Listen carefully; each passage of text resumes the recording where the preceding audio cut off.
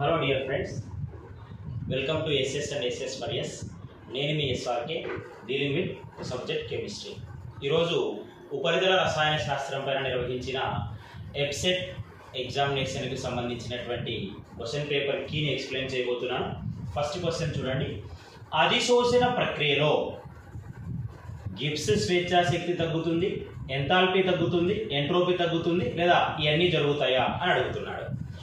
మొదట అధిశోషణ అంటే ఏంటో అర్థం చేసుకుందాం. అధిశోషణ అంటే ఘన లేదా ద్రవ పదార్థాల యొక్క ఉపరితలము పైన ఘన లేదా ద్రవ పదార్థాల ఉపరితలం పైన మరొక పదార్థపు అణువులు ఆకర్షితమై పోగవడాన్నే అధిశోషణ అంటారు. ఒక ఘన లేదా ద్రవ పదార్థం యొక్క ఉపరితలం పైన మరొక పదార్థపు అణువులు పోగవడాన్ని అధిశోషణ అంటారు. ఈ ప్రక్రియలో ఏ పదార్థం అయితే తన ఉపరితలాన్ని ఇస్తుందో ఆ పదార్థాన్ని అధిశోషకము అంటారు.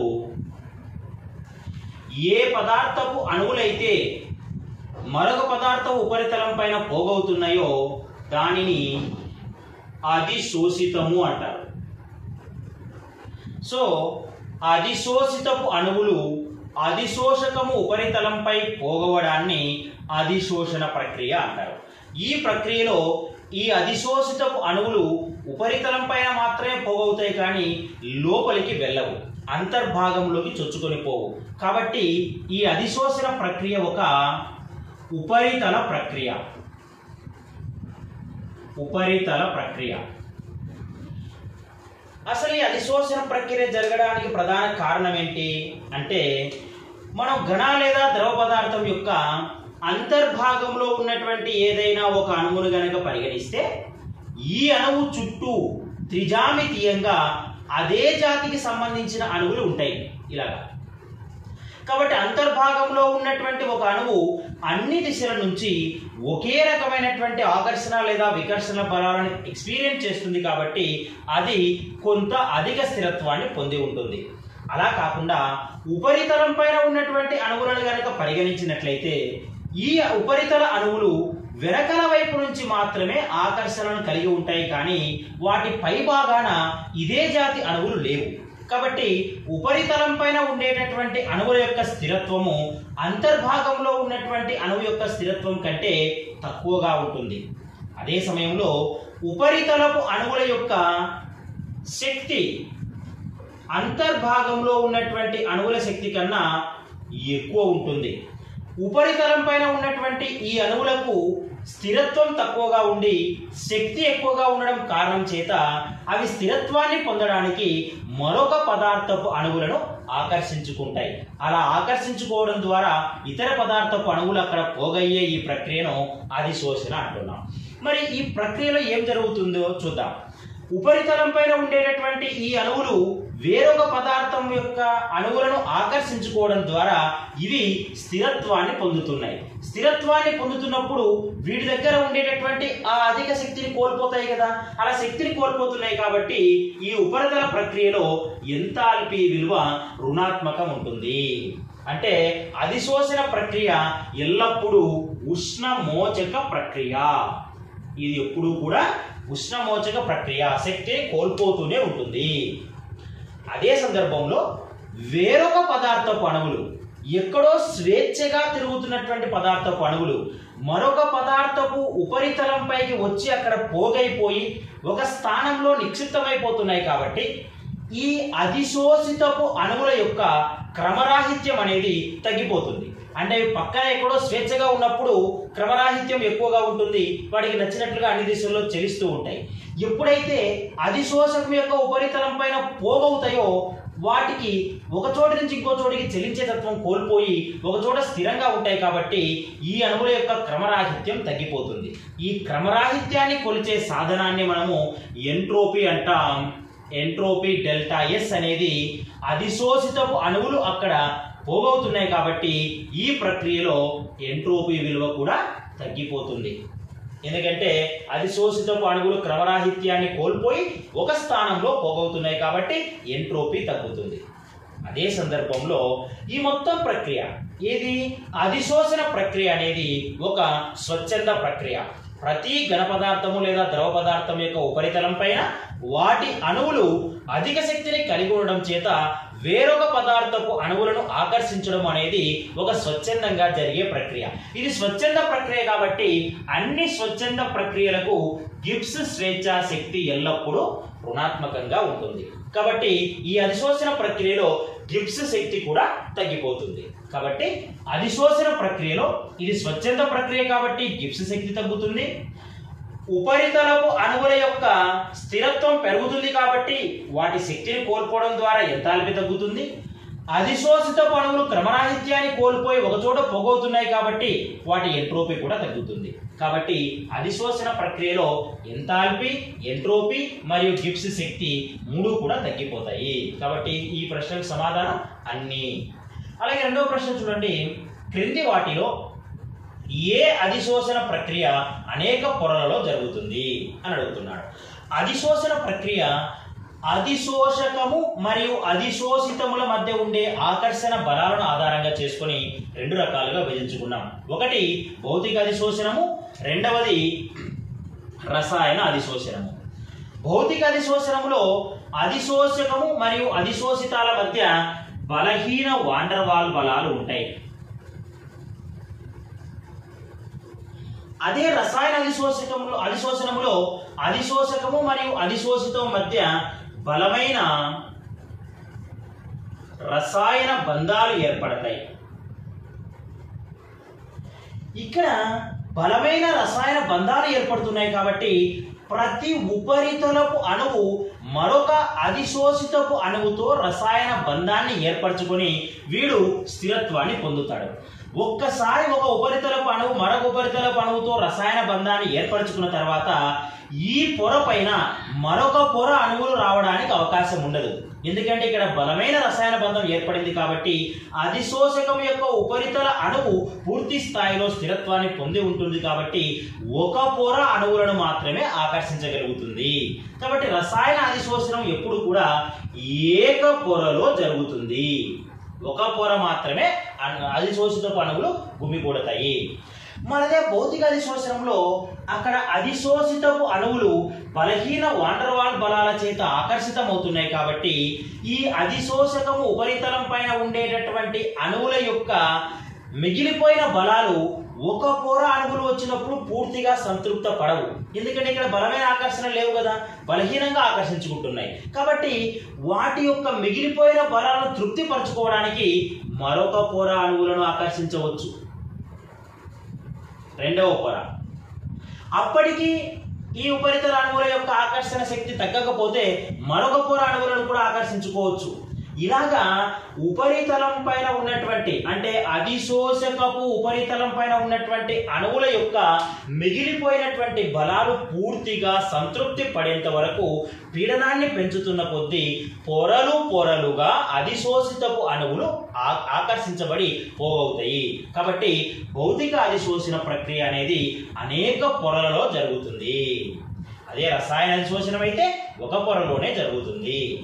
తర్వాత మూడవ ప్రశ్న చూడండి, క్రింది వాణిలో ఏ వాయువు ఎక్కువగా అధిశోషణం చెందుతుంది అంటున్నాడు. ఎక్కువగా అధిశోషణం చెందడము అంటే ఆ వాయువు పైన మనం పీడనాన్ని కలిగజేసినప్పుడు సులభంగా వాయు అణువులు ఒక చోటికి వచ్చి అధిశోషకం ఉపరితలం పైన పోగవడం. మరి అధిశోషక ఉపరితలం పైన వాయు అణువులు సులభంగా పోగవాలి అంటే ఆ వాయు అణువుల మధ్య ఆకర్షణలు తొందరగా రావాలి. మరి ఇక్కడ చూడండి, H2 అణువులో 2 హైడ్రోజన్ పరమాణువుల మధ్య ఒక ఏకబంధం ఉంది. N2 అణువులో 2 నైట్రోజన్ పరమాణువుల మధ్య త్రిబంధం ఉంది. O2 అణువులో 2 ఆక్సిజన్ పరమాణువుల మధ్య ద్విబంధం ఉంటుంది.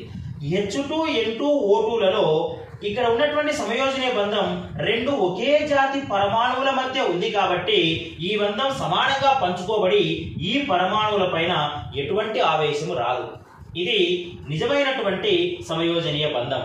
ఇక్కడ ఎటువంటి ఆవేశం ఉత్పత్తి కావడం లేదు కాబట్టి ఈ అణువులు ఒకదానికొకటి ఆకర్షించబడవు.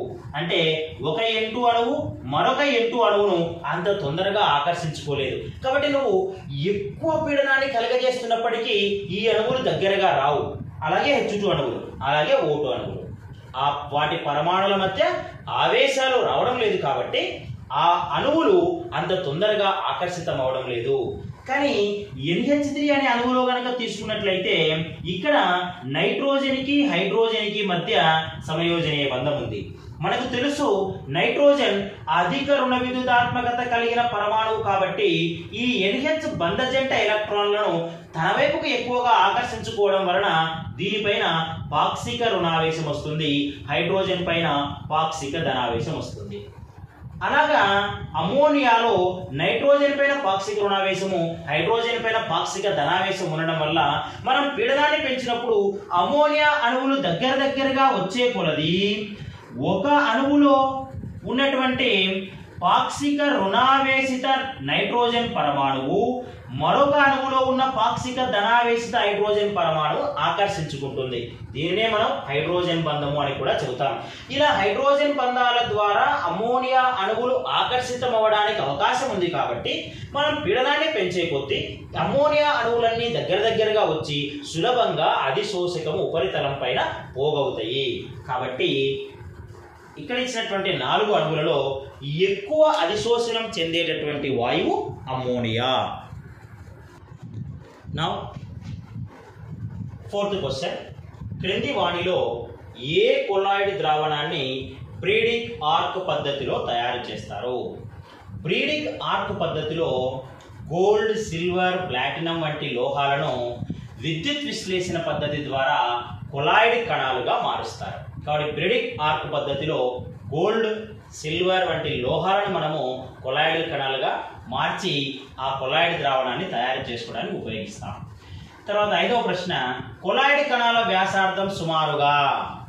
కొలాయిడ్ కణాల వ్యాసార్థం ఇక్కడ మనకు సుమారుగా 1 నానోమీటర్ నుంచి 1 మైక్రోమీటర్ వరకు ఉంటుంది. 1 నానోమీటర్ అంటే ఎంత? 10⁻⁻⁹ మీటర్ నుంచి 10⁻⁻6 మీటర్. నానో అంటే 10⁻⁹, మైక్రో అంటే 10⁻⁶. సో 10⁻⁹ మీటర్ నుంచి 10⁻⁶ మీటర్. కానీ మనకి ఇచ్చిన ఆప్షన్స్ అన్ని సెంటీమీటర్స్ లో ఇచ్చాడు కాబట్టి 1 మీటర్కి 10 స్క్వేర్ సెంటీమీటర్స్. కాబట్టి 10⁻⁹ ఇంటూ 10 స్క్వేర్ సెంటీమీటర్ నుంచి 10⁻⁻6 ఇంటూ 10 స్క్వేర్ సెంటీమీటర్స్. 10⁻⁻9 ఇంటూ 10⁻2 అంటే అది 10⁻⁻7 నుంచి 10⁻⁻6 ఇంటూ 10⁻2 అంటే 10⁻⁻4. కాబట్టి 10⁻⁻4 టు 10⁻⁻7 సెంటీమీటర్స్ కొలాయిడ్ కణాల వ్యాసార్థం ఉంటుంది. Option C is the correct answer. ఇక్కడ 10⁻⁻7 సెంటీమీటర్స్ కన్నా చిన్నదిగా ఉంటే, ఇంతకన్నా చిన్నదిగా ఉంటే ఆ ద్రావణాన్ని నిజ ద్రావణం అని అంటారు. 10⁻⁻4 కన్నా పెద్ద కణాలు ఉంటే వాటిని అవలంబనాలు అంటారు. అవలంబనాలు అని చెబుతాం. కాబట్టి మిశ్రమాలు 3 రకాలు మనకి. నిజ ద్రావణాలు, నిజ ద్రావణాలలో ద్రావిత కణాల పరిమాణము 10⁻⁻7 సెంటీమీటర్ కన్నా చిన్నదిగా ఉంటుంది. తర్వాత కొలాయిడ్ ద్రావణాలు, కొలాయిడ్ ద్రావణాలలో విక్షిప్త ప్రావస్థ కణాలు 10⁻⁻4 కన్నా పెద్దవిగాను, 10⁻⁻7 కన్నా పెద్దవిగాను, 10⁻⁴ కన్నా చిన్నవిగాను ఉంటాయి. ఒకవేళ ఆ ద్రావిత కణ పరిమాణం కనుక 10⁻⁴ కన్నా పెద్దది అయితే వాటిని అవలంబనాలు అంటారు లేదా అవక్షేపణాలు అని చెబుతాం. నిజ ద్రావణాలు మాత్రమే సజాతీయ మిశ్రమాలు అని అంటాం. కొలాయిడ్లను మరియు అవలంబనాలను విజాతీయ మిశ్రమాలు అని చెబుతాం. 6వ ప్రశ్న, స్థిర ఉష్ణోగ్రత వద్ద x/m వర్సెస్ p గ్రాఫ్ ను ఏమని పిలుస్తారు? స్థిర ఉష్ణోగ్రత వద్ద గీచే గ్రాఫ్ ను సమోష్ణ రేఖ అనాలి. స్థిర పీడనం అయితే ఐసోబార్ అనాలి. స్థిర ఘనపరిమాణం అయితే ఐసోకోర్ అనాలి. సో మనకి ఇచ్చినటువంటి ప్రశ్నలో స్థిర ఉష్ణోగ్రత అన్నాడు కాబట్టి స్థిర ఉష్ణోగ్రత వద్ద x/m కు p కి గ్రాఫ్ గీస్తున్నాడు కాబట్టి ఈ గ్రాఫ్ అనేది అధిశోషణాన్ని చూపించేది. స్థిర ఉష్ణోగ్రత వద్ద కాబట్టి అధిశోషణ సమోష్ణ రేఖ అని చెబుతాం. ఇక ఎమల్సెన్ కి ఉదాహరణ అన్నాడు. ఎమల్సెన్లు అంటే ద్రవములో ద్రవము రకము కొలాయిడ్ ను ఎమల్సెన్ అని అంటాం. ఇక్కడ వానిషింగ్ క్రీమ్ అనేది ద్రవములో ద్రవం రకం కొలాయిడ్ ఇది ఎమల్షన్కి ఒక ఉదాహరణ. తర్వాత 9వ ప్రశ్న, డాష్ కలపడం ద్వారా ఎమల్షన్ల స్థిరత్వం పెరుగుతుంది. ద్రవములో ద్రవం రకము కొలాయిడ్లను ఎమల్షన్లు అంటారు.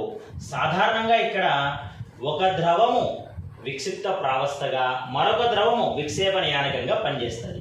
ఈ విక్షిప్త ప్రావస్థ విక్షేపణ యానకాల మధ్య ఆకర్షణ బలాలు చాలా తక్కువగా ఉండి ద్రవ విరోధి కొలాయిడ్లను ఏర్పరిచి ఉంటాయి.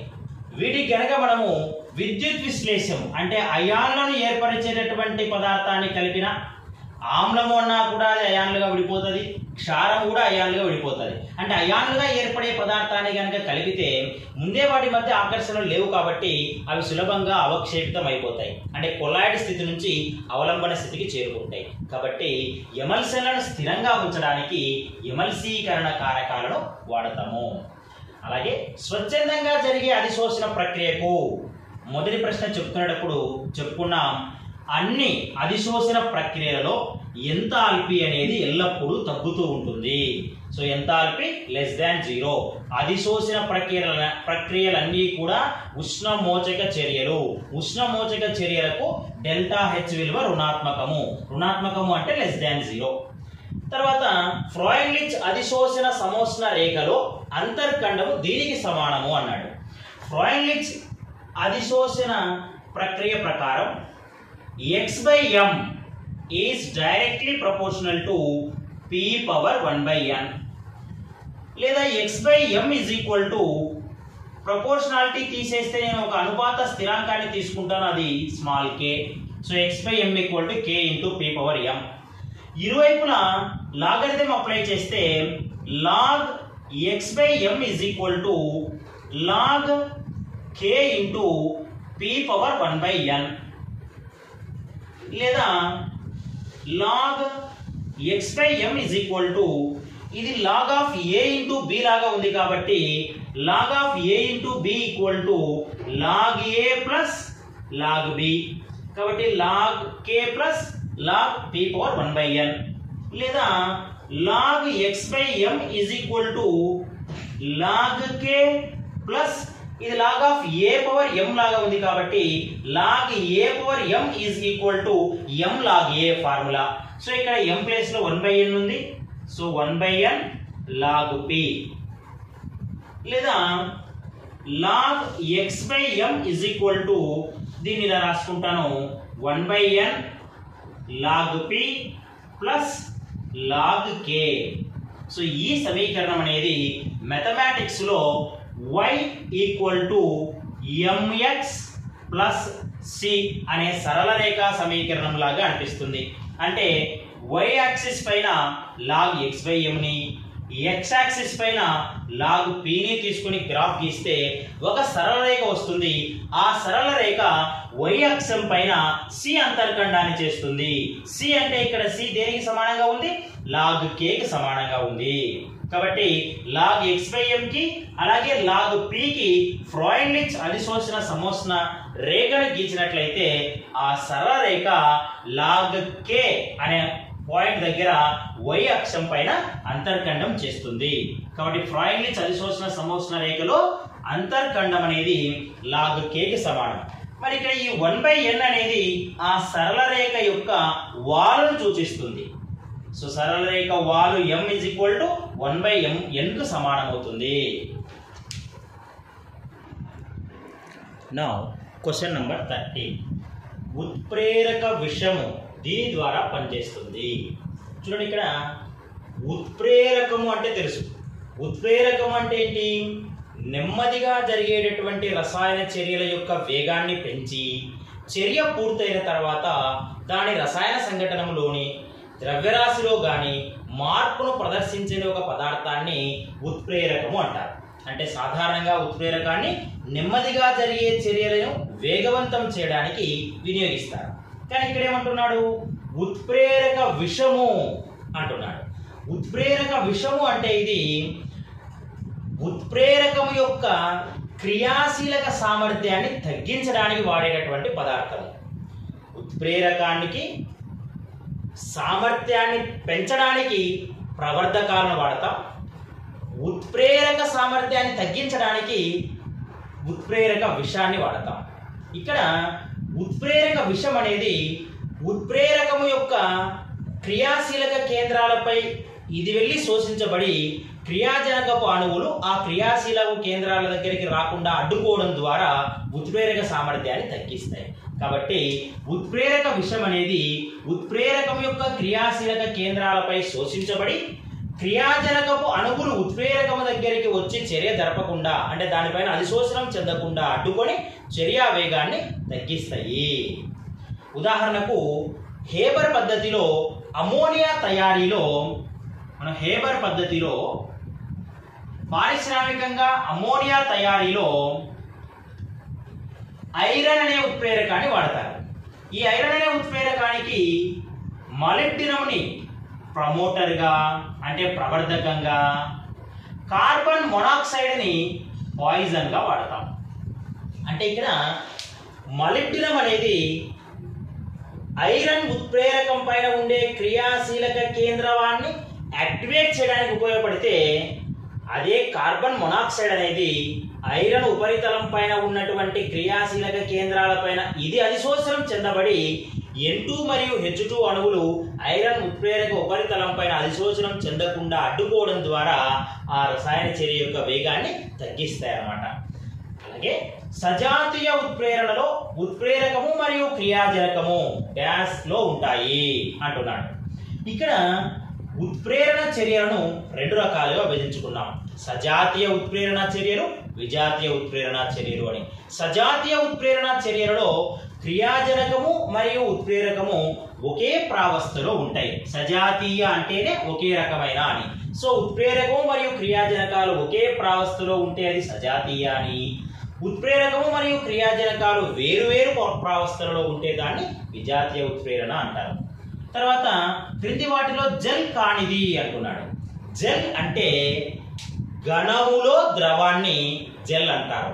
అంటే ఘన స్థితిలో ఉండే పదార్థము విక్షిప్త యానకంగాను, ద్రవ స్థితిలో ఉండే పదార్థము విక్షిప్త ప్రావస్థగాను పనిచేయాలి. కానీ ఇక్కడ ఇచ్చిన ఉదాహరణలో రక్తము అనేటటువంటిది ద్రవములో ఘనము రకానికి ఉదాహరణ. అంటే ఇది ఒక సాల్ అది. అంటే ఇక్కడ ఘన ఆల్బుమినాయిడ్ కణాలు ద్రవ నీటిలో విక్షిప్తం చెందడం ద్వారా ఏర్పడినటువంటి కొలాయిడ్ రక్తం. కాబట్టి రక్తం అనేది జెల్ కాదు. అలాగే బ్రౌనియన్ చలనంలో కణాలు అనుసరించే మార్గము అన్నాడు.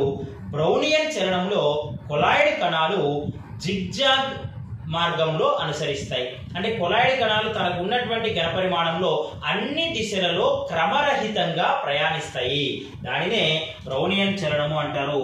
సో బ్రౌనియన్ చలనంలో జిగ్జాగ్ మార్గంలో కొలాయిడ్ కణాలు అనుసరిస్తాయి. అలాగే నిజ ద్రావణాన్ని కొలాయిడ్ ద్రావణంగా మారిస్తే దాని ఘనీభవన స్థానం ఏమవుతుంది అని అడుగుతున్నాడు. మన దగ్గర ఒక ద్రవం ఉంది. ఫర్ ఎగ్జాంపుల్ నీరు అనుకుంటాను. నీటి యొక్క ద్రవీభవన స్థానము 0 డిగ్రీ సెల్సియస్. ఇది మనకు తెలుసు. ఈ నీటికి ఏదైనా ఒక అవిద్యుత్ విశ్లేష కారకాన్ని లేదా ఏదైనా ఒక అబాష్పశీలి కారకాన్ని అంటే సులభంగా బాష్పాలుగా మారినటువంటి పదార్థాన్ని కనుక దీనికి కలిపితే, ఉదాహరణకు చక్కెర కానీ, ఉప్పు కానీ, యూరియా కానీ, గ్లూకోజ్ కానీ ఇలాంటి పదార్థాలను దీనికి కలిపితే నిజ ద్రావణం ఏర్పడుతుంది. కొద్ది మొత్తంలో కలిపినప్పుడు ఆ నిజ ద్రావణం ఏర్పడడం ద్వారా ఈ నీటి ఉపరితలం పైన కొన్ని చక్కెర అణువులు కూడా వస్తాయి. కాబట్టి ఈ ద్రావణంలో ఉన్నటువంటి నీరు యొక్క ద్రవీభవన స్థానము 0 డిగ్రీల కంటే తగ్గిపోతుంది. దీన్నే ఘనీభవన స్థాన నిమ్నత అని అంటారు.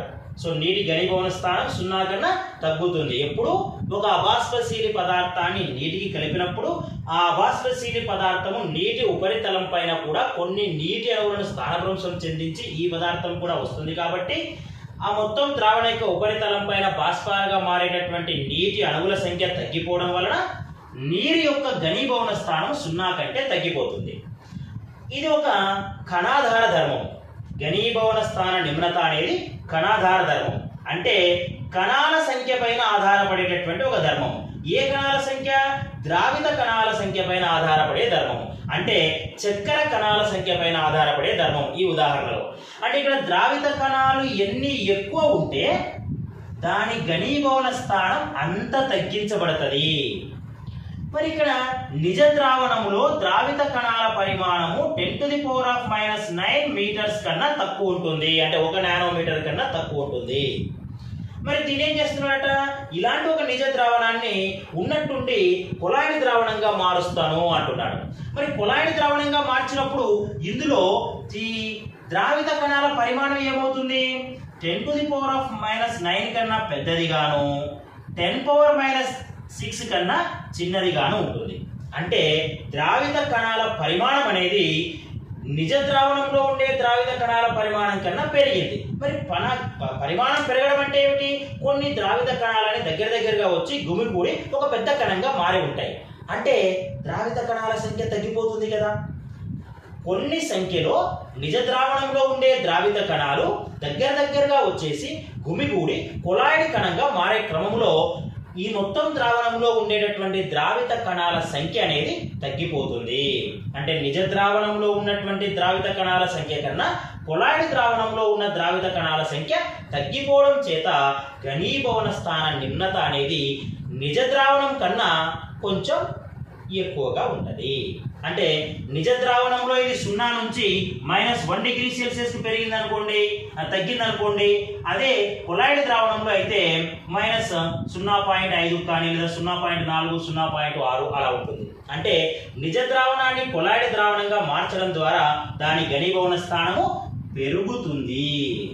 మామూలుగా తగ్గడ నిజ ద్రావణానికి ఎంతైతే తగ్గుతుందో అంతకన్నా కొంచెం ఎక్కువ ఉంటుంది దీని ఘనీభవన స్థానం అనేది. కాబట్టి నిజ ద్రావణం కన్నా కొలాయిడ్ ద్రావణం యొక్క ఘనీభవన స్థానం అనేది ఎక్కువ.